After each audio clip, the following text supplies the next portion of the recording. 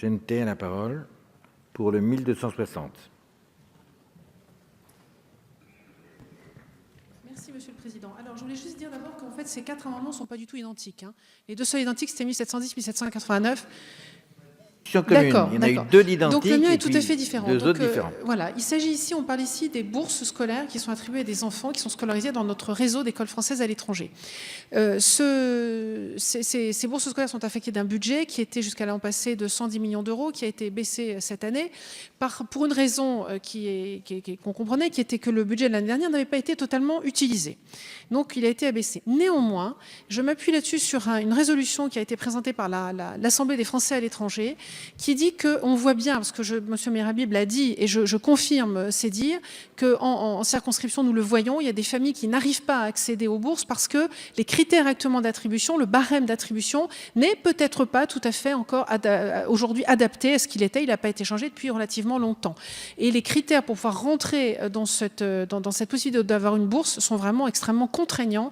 Et c'est vraiment des familles qui sont en grande difficulté. Il y a toutes celles qui sont juste au-dessus, qui n'ont pas accès actuellement, et on n'a pas les chiffres de savoir combien de familles, du coup, ne mettent pas leurs enfants à l'école ou carrément rentrent en France pour pouvoir les scolariser dans le réseau de l'école publique française. Donc cet amendement, reprenant une résolution de l'Assemblée des Français à l'étranger, propose simplement d'essayer d'augmenter sensiblement à hauteur précisément de 3 millions d'euros le budget des bourses scolaires, de façon à ce qu'on puisse modifier le barème, notamment en modifiant le revenu maximum autorisé qui permet de prétendre à une bourse de monter de 21 000 à 23 000 euros. Et ceci permettrait d'incorporer un plus grand nombre de familles, de donner accès à un plus grand nombre de familles aux bourses de scolaires à l'étranger. C'est ça l'objectif de cet amendement. Merci, Monsieur le Président. Madame Genetet, vous appelez mon attention. Je ne voyais pas.